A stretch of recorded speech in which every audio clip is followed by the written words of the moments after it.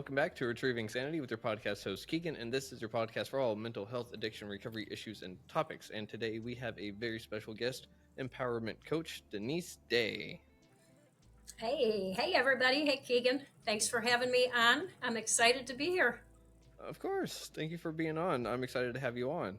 Uh, I've had other empowerment coaches on before, but the thing is, we're not here to necessarily talk about professions and Mhm. really to discuss like how do we fix everything or what are some things we can do. Instead, we're actually here to discuss what it's like to have to deal with a late diagnosis of a mental health disorder or illness, however you want to put it, but something that other people may know early on, a lot of people don't know till later on. And Mhm. so we're here to hear your experiences with all of this because it affects someone close and dear to you. And therefore, it's something that other people need to hear because other people deal with the same thing. So, Yeah. uh, what is it that really brought you to the show? If Well, when I saw an opportunity to book, with you, I'll be honest, I saw a lot with, recovery and addiction and mm-hmm, that, which gosh knows runs in the family too. Who doesn't know, or have mm-hmm, somebody like that. And and then I thought, I have a daughter, an adult daughter, who has mental illness, and she's been misdiagnosed. And again, to nobody's fault because they mm-hmm, didn't know when she was younger, when she was about 11. Um, and so I need to let people know what it's like as a mom, and I mm-hmm. can probably share a little bit about what it's like for my daughter because obviously she does talk to me. We do have a close relationship, and we talk about a lot of things Mm-hmm. because again, as we go into like 2025, there's still such a stigma with Mm-hmm. mental illness, and not just with your regular Joes, I'll say, and things like that. And the people where I live, I mean, I live in Amish country, Mm. so we live in a very tight knit community. Uh. Not a lot of diversity, not a lot of, just you just know what you know. A lot of farmland and things like this, Mm-hmm. and I just it's just been frustrating for me Mm-hmm. that people see my daughter and other people in the community who have a variety of different mental health challenges, Mm-hmm. um, and with the judgmental still type of thing, Yeah. and just still not understanding. And again, it's frustrating because we're coming into 2025 and we have more than enough information available to us, maybe too much information, Mm-hmm. where I really think we should be much further ahead as a society when Mm. it comes to supporting people who have, whatever mental health issues that they have. Yeah. So that's why I wanted to, be on this podcast and just kind of share my story and my journey with my 27-year-old daughter. Well, that is way too awesome. It is stories like yours that we need to help end the stigma. And like you said, it is 2025 or like closer to we're going into. But the thing is, it is frustrating having to deal with a stigma that carries this unimaginable burden sometimes that we have to face it head on. I think because otherwise it's just going to be sidestepping the issues, and we Mm-hmm. have made a lot of progress within the Yeah. last 50 years. We really, really have. But that's the thing is that it does take people speaking out about it to let everyone know, like, hey, this works, this doesn't, or maybe we need to look at everything from a different little perspective. But having that stigma really does affect literally everything from day in day out activities to Mm-hmm. major activities, and sometimes it can strain relationships, it can Mm-hmm. strain jobs, it can strain literally anything and everything because it's misunderstanding, it's misinformation, and it's also a lack of an understanding and Yeah. information. And and So, and and I was just thinking as you were just talking, and people with mental health issues, mm-hmm, challenges, just say, you know, depression, mm-hmm, they're still each individual. yeah, They're individuals. So just because, mm-hmm, maybe I say I have depression or something like that, um, I may handle things differently than somebody else that, mm-hmm, has depression. And that's the other thing I try to explain to people. They're still individuals. So just yeah, because you may know Susie down the road who is autistic doesn't mean that she has the same behaviors or her brain works exactly the same way as mm-hmm, my daughter's yeah, and things like that. So that's also, you know, oh it, yeah, there's that stereotype still, but I also don't want people to go, okay, I understand. For example, I'm going to talk about my daughter being on the spectrum. mm-hmm, But don't pigeonhole people. Don't yeah, put all those people into the same no, box, especially on the spectrum, because there's a reason it's called the spectrum, right? It's like, yeah, "Whoa." it's very And they're wide. learning more and more and more. Mm-hmm, So it seems like it's getting longer and longer and longer. mm-hmm, So there's a lot of intricacies, I yep. think, that go into that as well. Oh yeah, that is absolutely correct and true. Because if you start treating people like a barcode, then it's going to be not good. Mm-hmm. Because, like you said, every person is their own person, and therefore, what causes one thing is not necessarily the cause for someone else, and what fixes something may not be the remedy for someone else as well. And that's a lot like recovery that I've experienced myself and I've seen in other people. What works for me works for others sometimes and not all the time, and vice Mm-hmm. versa. And it's sometimes trial and error. And that's one of the frustrating things about figuring out what's going on in our heads, because your daughter was misdiagnosed Mm-hmm. and later out finds out that is actually on the autism spectrum. And so there's a lot of frustration that goes on in there. It goes like, well, it the DSM-5 says this, this, and this, so you must have this, right? And Mm-hmm. it's like, no, not necessarily, because there's these intricacies, which means no, maybe it could be related to this, and then we solve this problem, and actually this one now surfaces, and so on and so forth, and it can just be a whole muddle mess. But Yeah.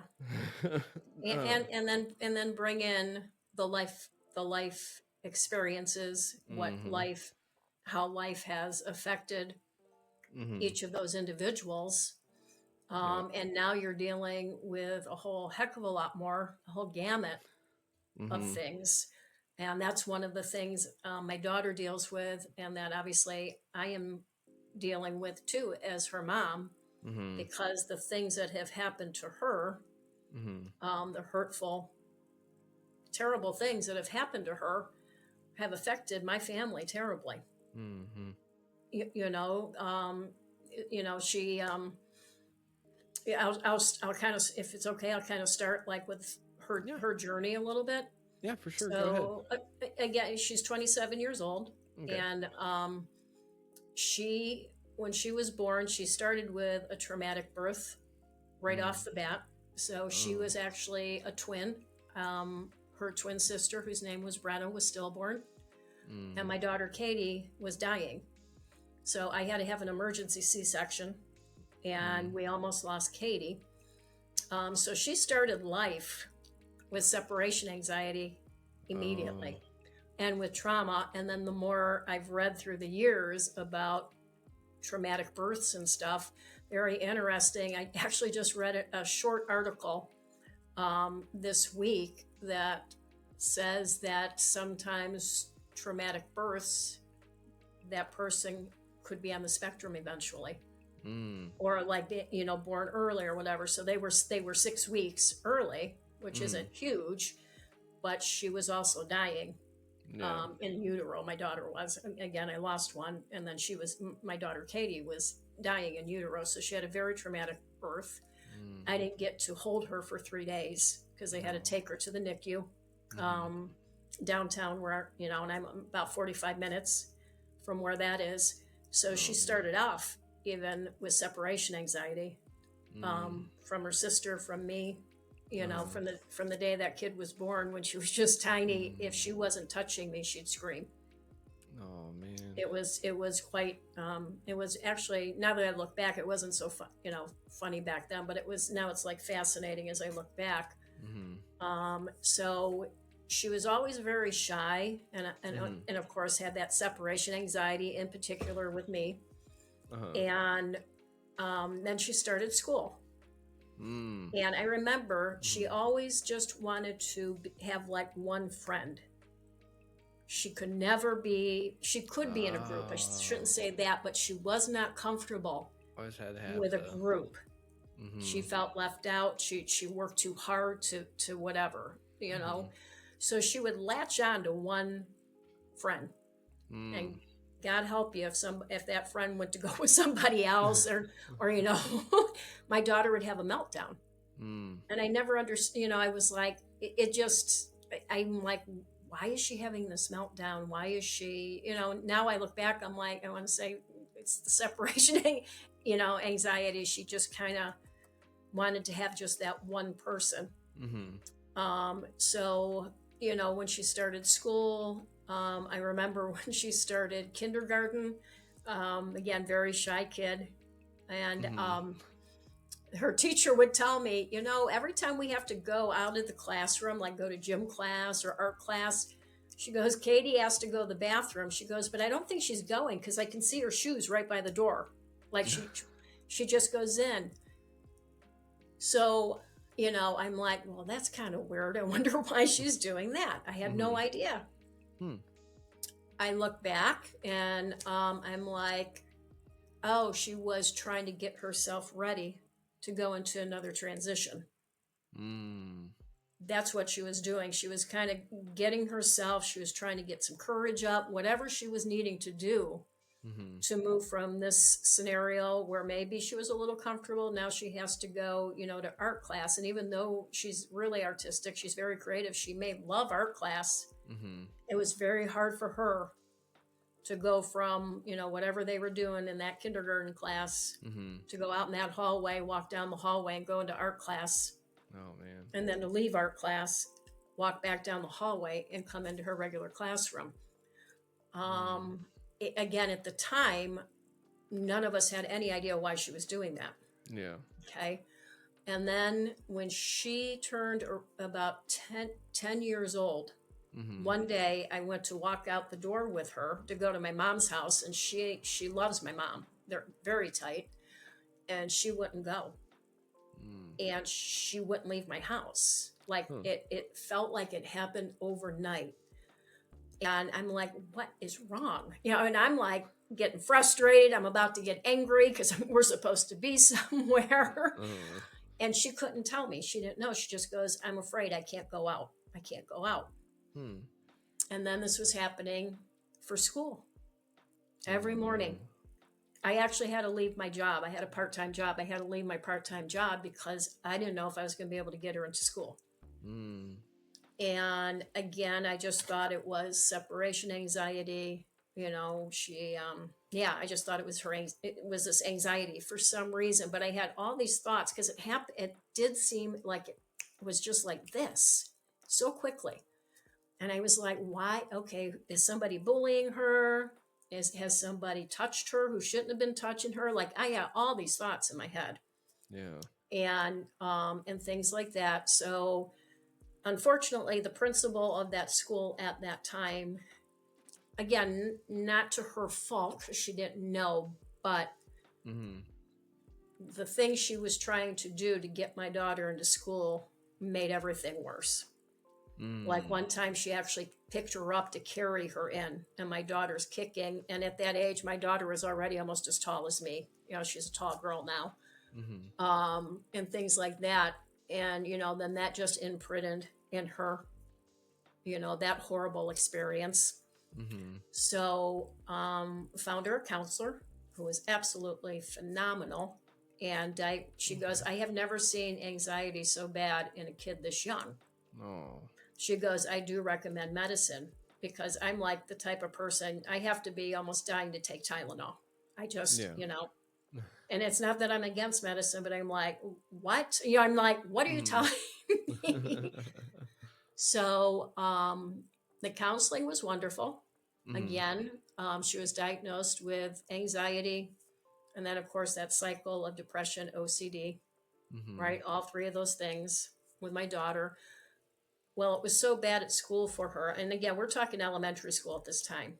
We Yeah. had to pull her out at the beginning of fifth grade, and we Mhm. homeschooled her Mm. because she just could not get into school.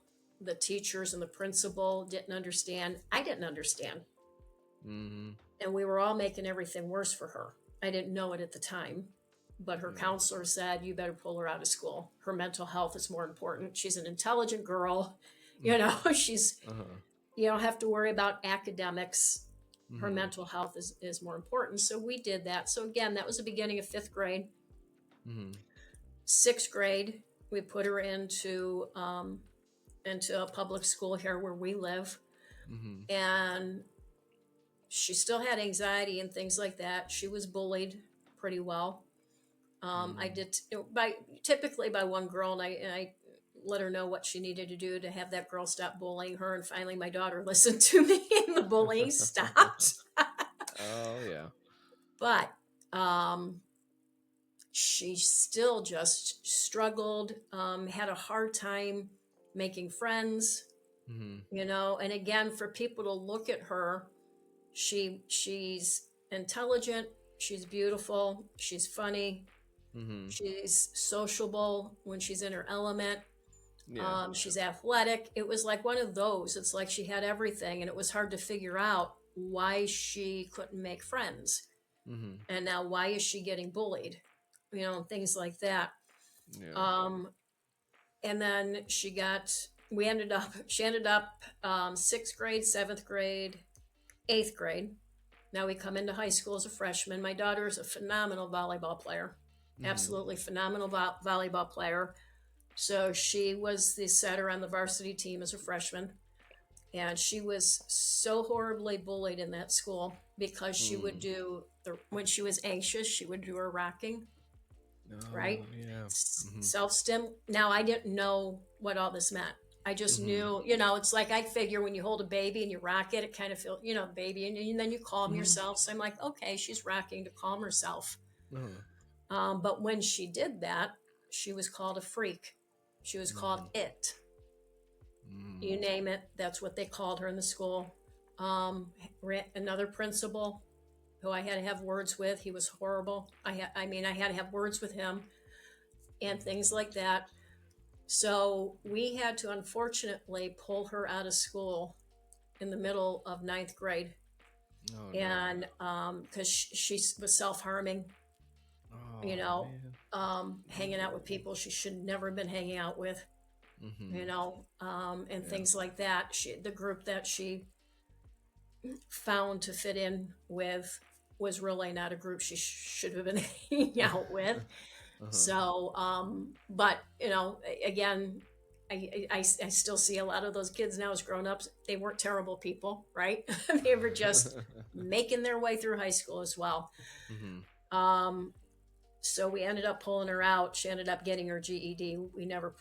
She never went back to school Mm. into a brick and mortar building, Yeah. or anything like that. She was on medication Hmm. with the diagnosis of anxiety. Mhm. And I think she was on, by the time she weaned her own self off, I Wow. think about 5 different medications, and none worked. Oh Now man. I'm thinking, because it wasn't anxiety, Mhm. Yeah. she's on the spectrum. But again, Mhm. nobody knew at this time. Yeah. So, so she ended up, I forget how old she was, Keegan, but I didn't know she was doing this. She weaned herself off her medication for anxiety. At that time, she was on 3 of them at the Oh same wow. time. And they made everything worse. She just got worse and worse and worse. So she weaned Mm. herself off. And when she finally told me, I was like, that's fine with me. Mm-hmm. I said it wasn't helping anyway, unfortunately, and Yeah. things like that. So, here we are in our teenage years and things like that. She's still going out with people that I would have preferred her not to be hanging out with and Uh-huh. things like that. And then she ended up getting sexually assaulted. Mm. And I didn't know for about a year and a half. Oh no. And I remember when she came home that night, it was like a totally different person. I had no idea who this was. Like Oh. it was, I thought, okay, she doesn't smell like alcohol. Again, alcoholism runs in my family. So I'm like, was she Mm. doing drugs at the party? Like all this Mm-hmm. stuff going through my head. It never, ever occurred to me that somebody raped her at that party. I don't know Mm. why, it just never occurred to me. So I'm like in her room looking to see if I can find stuff.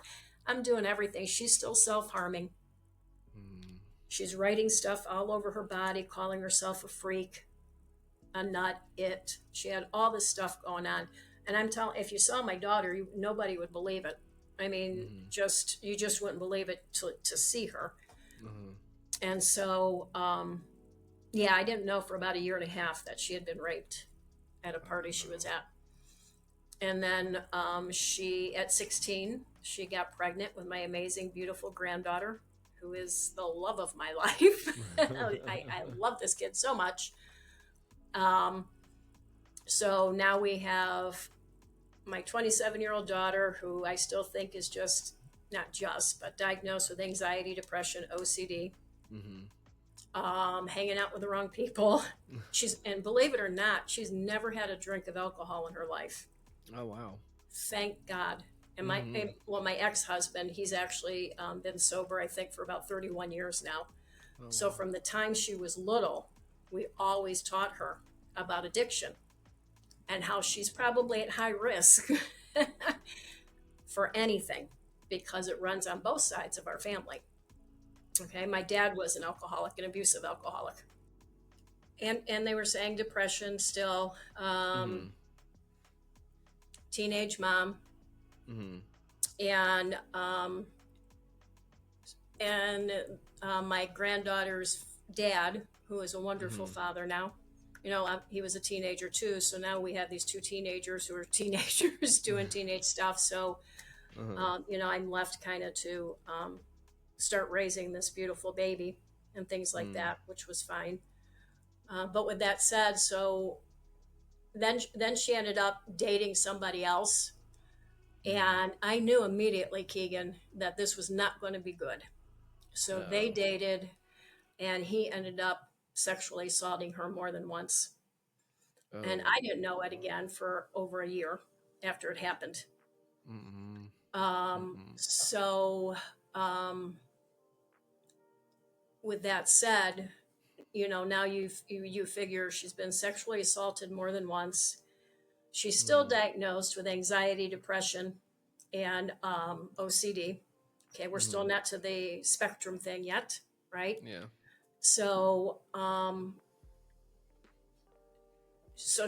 we're just dealing with a gamut of stuff like this, and I am with the sexual assault that happened to her. She looked at me and she goes, "Mom, please don't go after him," because I have three brothers. I'm just like I'm more like my brothers, not like, oh, whatever. Mm-hmm. And so Heck with now this, your head on. we add this to the plate now, Mm-hmm. right? Anxiety, Yeah. depression, OCD.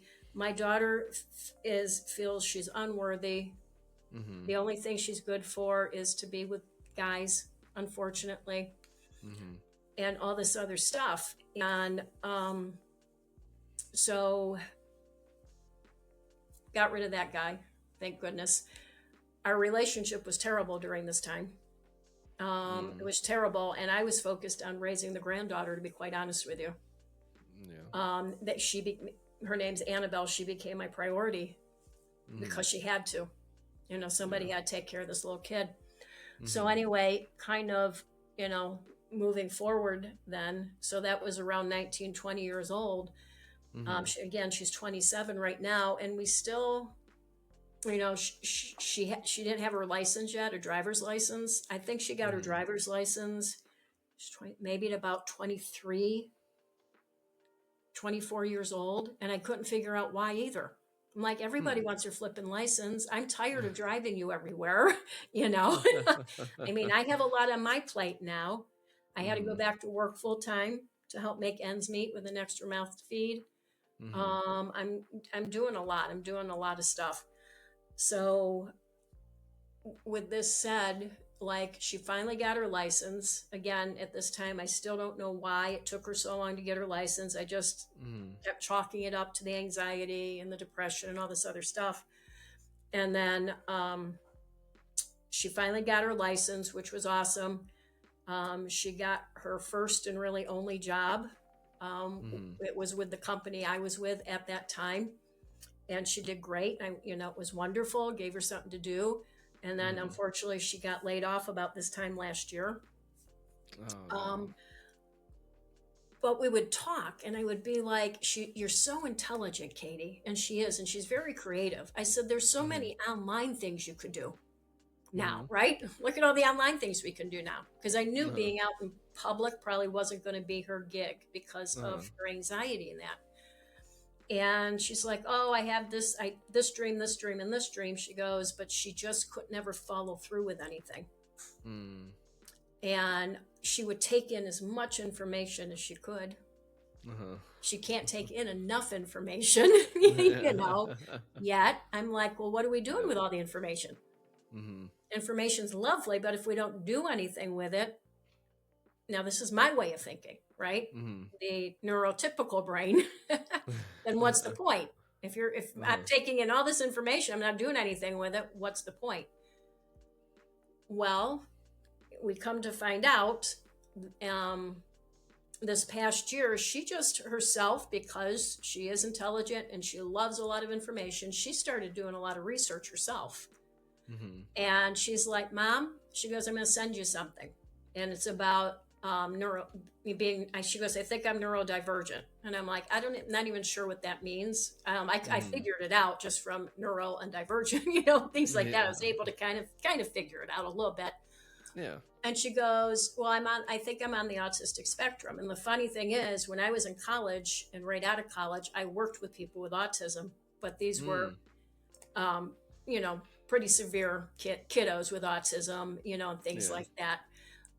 So I'm like, "What are you talking about?" Because that's all I knew Uh-huh. were the kids that I worked with who, would most of them would not ever be able to live on their own, you Yeah. know, um, and things like that. So I was like, "What are you talking about?" No, all this other stuff, maybe a little denial on mom's Mm-hmm. part. I don't know. So she kept sending me things. And I was looking at like the checklists, and I'm like, "Oh my gosh, oh my gosh, that's Katie. That's Katie. That's Katie. Mm-hmm. That's Katie." And then I could go back and look through Mm-hmm. the years. And I'm like, "Oh my Ah. gosh, that would have been a red flag. That Uh-huh. would have been a red flag. That's Katie. That's Katie." Mm. So here we are, in 2024, and we don't have, a medical diagnosis of being on the Mm. autistic spectrum. Uh-huh. Quite honestly, I don't think I need it. Yeah. And Katie will not. She won't get a true medical diagnosis with it anyway, Mm-hmm. which is fine. But now, again, we find out she's neurodivergent. She's on the spectrum. Mm-hmm. And now it's like, now what? Yeah. Now what? I have looked and looked to see how I could be a support for her, Mm-hmm. and things like that. And I have yet to find anything, to be honest with you. Yeah. And I know Katie researches a lot of things, and she's on TikTok and stuff like that. And so she Mm-hmm. listens to other people on the spectrum, and she'll send some of those to me, which I appreciate because it helps me understand her better, Yeah. right? And how she thinks, and how her brain works. And she's very emotional. She's always been Mm-hmm. pretty immature emotionally. Yeah. Um, yeah, from the time she was a toddler. So I appreciate her sending me those things, but I'm like, yeah, but nobody's really saying, "Well, now what do you do?" Like, Mm-hmm. here's an example. She's been driving, Mm-hmm. so this past summer, somebody almost hit her, so Oh she won't no. drive now. Yo. So I have to drive my granddaughter to school, bring her home. So here I am again Mm. with all of this on my plate, which is Oh man. frustrating for me, and it's caused issues in my daughter and my relationship at Mm. times. So there's just the people she listens to will explain this is how I feel or how this affects me, but there's still no, okay, but now what do I do? Like, I'm Mm. like, how do I get my daughter to drive again? How do I, or help her or support her, whatever you want to say. Mm. And she hasn't been able to have a job. Yeah. She gets overwhelmed. How do Mm. I support her the best I can financially? It's difficult, Mm. you know. So that's right now a little bit where we are Mm. with all of that. And she has done counseling as a young adult, but that was mainly for the sexual assault and Mm. some separation anxiety. Her best friend overdosed, heroin overdose. So Oh. she's lost a couple friends too, all to like overdoses. So, she's had a lot of loss, a lot of hurt. Mm. And right now she has a lot of anger and resentment that Yeah. she is trying to navigate through. And again, I've been looking for people for me to find support for Yeah. myself, Mm. and for Katie and things like that. I've had to learn to set boundaries for myself with her, Mm. Oh yeah. and having to just kind of like trial and error, kind Mm. of know when to pull her in and when to hold her, and when to call BS, you know. Um, and and that just kind of goes back, Keegan, to like the stereotype, Mm. because um, people think that she's using me as a doormat. And don't Mm. get me wrong, I know I've enabled her at times through her life. Oh. I'm not going to deny that I have. Yeah. But at the same time, people have been like, well, she's like sometimes a conniving, little bee, Mm. little brat. She's manipulative. She's blah, blah, blah. And I'm Mm. like, sometimes she is. However, let's think about it this way. Why? No. Why No. does she Yeah. try to manipulate? Mm.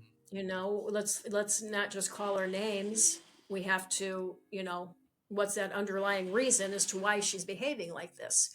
Yeah. So this includes my family. It's very difficult to get them to see that most of it, she's not manipulating, she's not conniving. Mm. That's just how her brain is wired. And Yeah. she's been through so much pain and trauma. She has PTSD, I have no doubt, from everything Mm. she's been through. She wanted to kill herself, I don't know how many times, Mm. Mm. as a teenager, from everything she went through. So again, it's been a long journey. Mm. Um, it's been frustrating, and it's frustrating for me still that especially my family won't. I want to say, what you think, you don't trust me as her mom as to what I'm telling you, or Mm. things like that. So um yeah, my heart just goes out to anybody with any kind of mental health challenge, because I see as a mom um what goes on. I hear what people say, Mm. um and I'm at a point where I don't keep my mouth shut anymore, Yeah. because somebody needs to advocate for her, for my daughter, Mm. and I'm the only one basically who does it. Yeah. But I'm not going to stop doing it. And sometimes, like I said, I'm wrong when it comes to how I handle things with her. Mm. But I'm learning. I'm learning too. Yeah. You don't know until you try something, you know? Yeah. So, yeah, so that's kind of where we are right now. And she's had a really rough summer. Mm. And it stems from, honestly, her sexual assault and things like that. So Yeah. she's been trying to deal with that. And again, even with that, Keegan, people just don't understand. And I tell Mm, them, I said, well, you can't unless it happened to you, first of all. yeah. But you can be sympathetic, empathetic, Mm. kind, Oh something, yeah. Mm. and that's what I ask of people. I said, it's that saying, we don't know what's going on in somebody else's house, Mm. you know, Yep. and so let's quit judging people because we have no idea what's going on behind closed doors. Yeah. And I'm just pretty much so frustrated that I'm not always, I don't know, lack for a better word, politically correct when I'm talking to people about this. I'm pretty much just like, bam, this is it. Yeah. But You're no. not right. So, but that's just where my journey's taken me. Mm. Yeah, that's just the way it is. So, and the more I've read about the late diagnosis with the women is like what you and I mentioned before, we started Mm. recording is, those young girls, the society teaches, young little girls to be, those proper cute little girls sitting there, right? Mm. Yeah. And so they're not acting out like the boys because boys have all that energy and all this other stuff. So the girls, Mm. nobody nobody realizes No. that that's what they're doing. And when I would get her from school, she would get in the car and we get home and she'd have this meltdown and start crying like in like Mm. kindergarten, first grade. And I'm just like, what in the heck is wrong? Because this isn't my girl. Mm. And her counselor told me, she said, Denise, she tries to stay so perfect every Mm. minute in school. She's so afraid to get in trouble. She's so afraid to break a rule. She's so afraid of what somebody's going to say to her Mm. that she holds all of that in. And then when she gets home, it just all comes out. No. And I was like, Mm. oh, that makes sense. Yep. And then the other thing the counselor told me, even though, again, we were talking about just anxiety, depression, CD at that time, when I Mm. kept telling her, I said, I just don't get this. And I'm just like, just do it. Because that's me. I'm like, just do it, just get Mm. it done. And Yeah. my her counselor looked at me and she said, Denise, do you think she wants to be like this? And it Mm. was Yeah. like, again, that light bulb, Keegan. I was like, my gosh, no, why would she? She's miserable. Mm. So that's what I say to people when they're Yeah. questioning my daughter, Mm. to me, or questioning my parenting of my daughter. And I'll be like, Mm. do you think, like, they're like, well, she doesn't do anything, must be nice. She lays around all day. She doesn't even have a job. Yeah. And I'm like, do you think she wants to be like this? Because you can see she's not happy. Who Mm. wants to be unhappy their whole life every minute of the day? I Yeah. don't think anybody goals for that. That's not our goal, our Yeah. dream. No. So just those couple things that counselor at that time told me really Mm. have helped me even today now. Yeah. Talking to my daughter and trying to figure out how to help her navigate, try to help myself navigate through this Mm. whole thing. So Oh that man. that's kind of my journey with her right now Okay. at this time. Man, that is a very big journey. It is very crazy. Hang on, let me do this real quick so I can actually hear talk. Um, that's a huge journey. There's a lot that goes on in there. Everything that went on from uh, being in kindergarten and going to the bathroom just to wait around in between sessions and stuff. That as soon as you said that, that was kind of like, okay, yeah, there's something going on. Because for someone, a child, to mentally prepare themselves in such a manner, it's kind of like, wow, like that is some midlife crisis level stuff. Um, and it just doesn't really make a whole lot of sense in the moment. But like you said, looking back at it, there's a lot, and I can only imagine what kind of stress I would have put myself through if I were in your shoes. So it can't be easy, and I'm so glad that you're actually here and supporting and advocating for your daughter and for people that are like her, because that includes so many people that we'll never know because they either don't seek help, they don't admit it, or they just will deny it until they die. And then you have other people that don't suffer from all this, and like you said, they're kind of judging, bullying, and discriminating, and it's not right because yeah, we may look normal, but that's the thing is that, like you said, you never know what's going on in someone's house, and that also goes on with someone's head. Yeah, So, I was um, sharing actually with my mom because it my does. mom has a real hard time, and again, I mean, my mom is open minded, but it's still, different generation. My mom's 87 years old. My mom was a single mom and Mm, that abusive. My dad was yeah. abusive to her. And then, she raised four of us basically Mm-hmm. on her own, working two jobs and stuff. She didn't really have time to be dramatic about, she was just putting food on the table for us. But so she has had a hard time Yeah. understanding because, she's like, pull, just pull yourself up by your bootstraps type of person, because that's what she did. But she was able to do that. That's how she Mm, raised us, but we're all able to do that because we have the neurotypical brain. So I had mm, to keep telling my mom. I was like, listen, mom, her brain doesn't work like mine does, mom, like yours does. And it was one of mm, those where I had to tell her. I said, she doesn't want to be like this, mom. She wishes she didn't have to be like mm, this. And I told my mom, I said, I'll give you a very easy example, mom. When Katie has to take a shower, okay, I mm, looked at my mom. I said, what do? When it's time you want to go take your shower? She goes, well, I go in the bathroom, I get undressed, mm, the water runs, take my shower, do my thing, dry off, put my clothes on.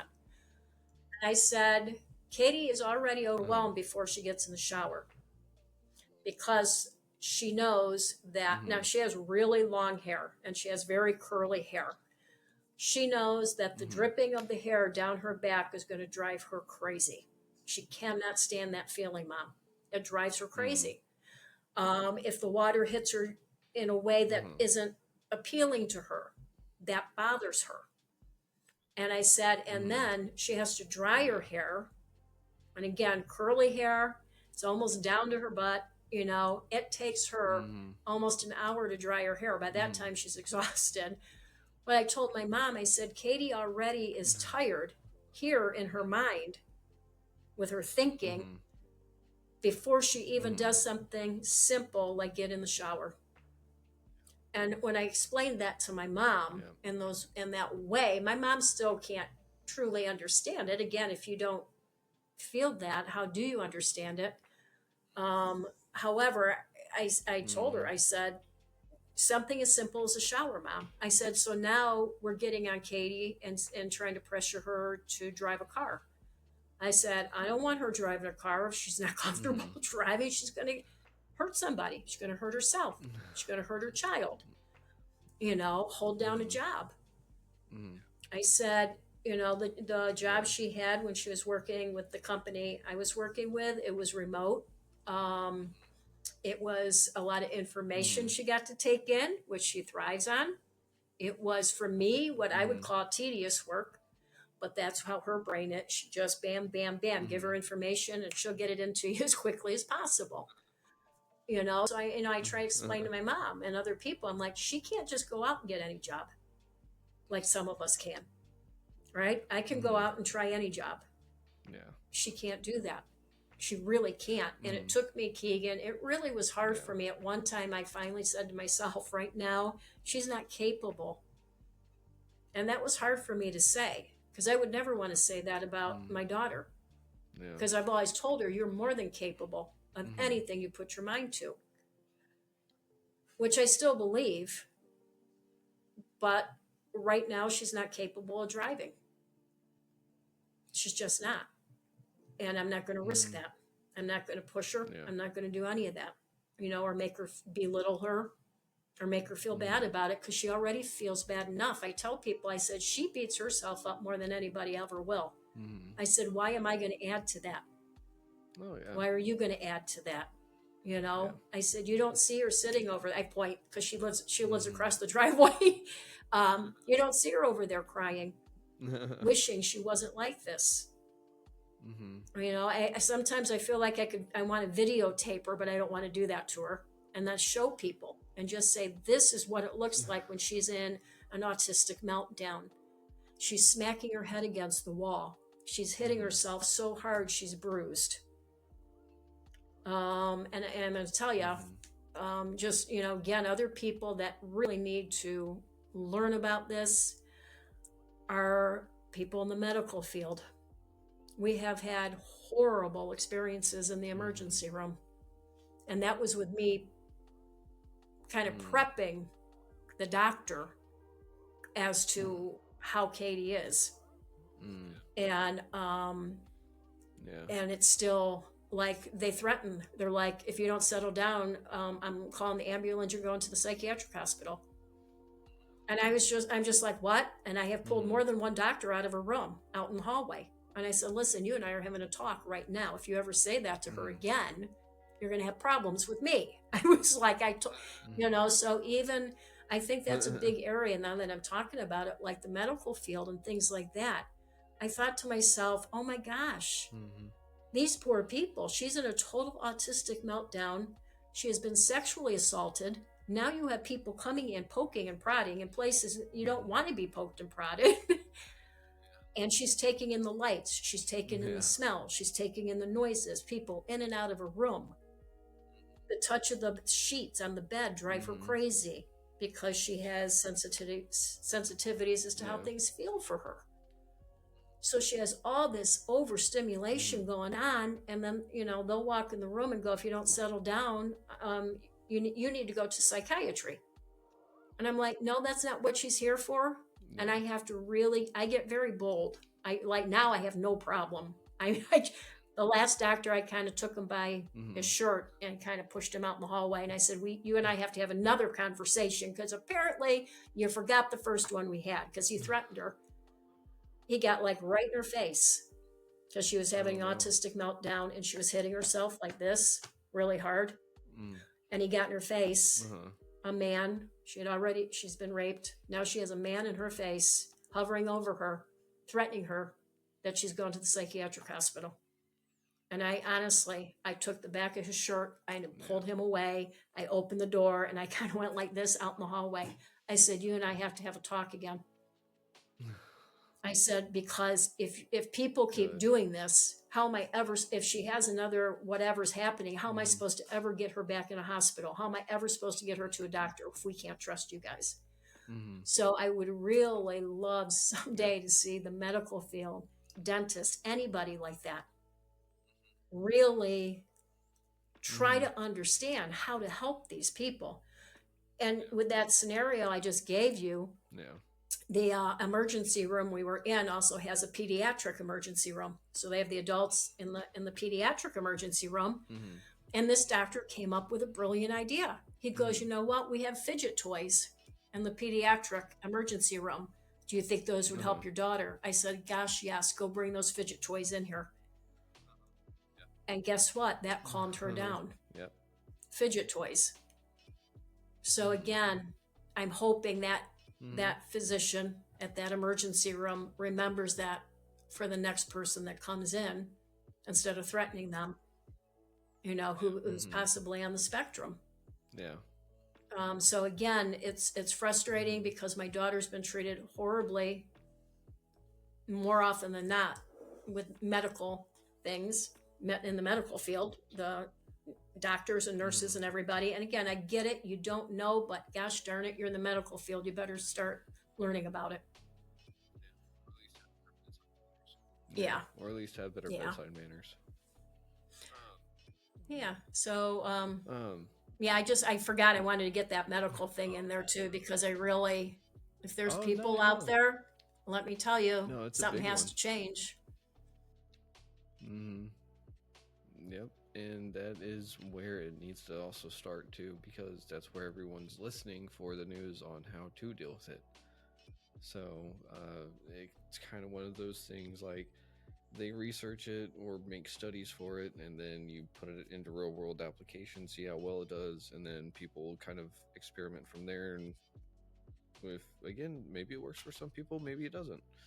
um, and that's one of those things. A lot of internet sub communities and stuff have started popping up all over the place, trying to help out all sorts of people. And that's one of the resources that might help. Like, I don't know if you know Reddit, um, but they have it's called REDDIT. Let me make sure I'm spelling it right, because yeah, REDDIT, Reddit. And they have sub communities for basically anything and everything you can think of. So once you're in the search bar, you'll just look up, say, autism or neurodivergence, and you can find a whole bunch of different things. And maybe someone has some ideas or some little tricks and tips that work, and maybe some that might help Katie pass on to someone else. So that's just one of those things that it really does come down to a community effort. It does start from within and then it spreads from the outside. So I think it's awesome that you're here, you're trying to spread support and advocacy for your daughter and for all those people, because they need it, we need it. And that medical field thing is a huge one. It really is. And uh, I just got to say, it does take a lot of bravery to do this too. Um, so I got to I say tell thank you, you. here's just a real short story because it's with the medical field again. Uh huh. It was during COVID, and Okay. also my daughter has a lot of physical issues, Mm-hmm. and again, I know some of that can be because of the autistic part Mm-hmm. of her and things like that. So she has been in the emergency room quite a bit. But Mm-hmm. during COVID, I had to, take her there, and I couldn't go in, and Mm-hmm. things like that. And of course, she's an adult, so if she were a little kid, I probably would have been able to go in, but I couldn't go in. So I'm sitting in the parking lot waiting for her, and she's texting me from the room, Mm-hmm. and she's crying, and she's so upset because Mm-hmm. the doctor came in, and she's like, well, and my daughter had been throwing up nonstop for about 3 days. No. When I say nonstop, I mean like every 15 minutes, Oh my. and things like that. So obviously, very dehydrated, potassium's dropping to dangerous Mm-hmm. levels and stuff like that. And this, young doctor looks at her and she goes, well, I just don't understand why you're in here. Maybe you should go Oh see a boy. psychiatrist. And I'm Mm. like out in my car. I'm like, I just want to bust through the doors. Because I kept telling her, I said, well, at the time though, we didn't know though she's on the spectrum either, because again, we just Mm-hmm. figured this out. But I'm just thinking to myself, because she was having a little bit of a meltdown. But I'm going to tell you, I was so Mm-hmm. proud of her because for the most part, she held her own, and she Yeah. was polite. She said, because I told her, I said, you didn't yell or swear, did you? Because that's not going to help. She goes, no, Yeah. mom. Things like that. So again, I mean, every time Keegan, she's been in the emergency room, Mm. or any other doctor, it Mm-hmm. has not it's not turned out well. They just threatened, and that's Mm-hmm. extremely frustrating. Yeah. That is extremely frustrating, and I do think that there needs to be some medical reform for sure. Uh, but I think it might go all the way back to the insurance and big pharma, and unfortunately, they got big money and deep wallets. I do not. Otherwise, this would not be an issue. I would hope, but it does raise some questions of what can we do in the medical field, what can we do in the medical community, what can we do as parents, as friends, teachers, brothers, sisters, so on and so forth. What can we do as general people for other people that have a neurodivergent brain, or just maybe are having a bad day? Like, what can we do as a society? And I think that's one of the things that this show is going to be great to explore. Uh, And so, if you've listened to some of the episodes previously, you know that I will want to have everyone back on the show. So, uh, can I say let's look at about a few months, see what kind of kicks on up, because we all know that everything can literally change in one day. So 6 months brings a ton of experience, new stories, and maybe we both have some tips and tricks for each other uh, in the next round. But I'm trying to think. You have just you're very brave for doing this. You got a lot of strength, and if Katie has even 10% of any of that you do, She I know does. that she's awesome. And so I can. I tell her, I That's said, Sweet good. Pea, I And, said, you are so strong, you don't even know it. Everything you have been through, you're extremely mm-hmm, strong. She doesn't believe it, but she will mm-hmm. someday. No, no, she Yeah, is. Oh yeah, she'll believe it. It may take a little bit of yeah. looking back and some healing and stuff, but Oh, yeah, one day she'll get it. absolutely. I mean, I've been there with the self harm and suicidal ideations and stuff, and so I can say there is light at the end of the tunnel, and it's not necessarily on fire.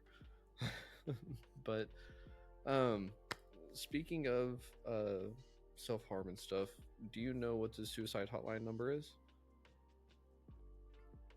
Okay. The suicide hotline number is 988. So, if we can teach our friends and loved ones how to dial 911, why not teach our friends and loved ones how to dial 988 in case of crisis or uh, suicidal tendencies?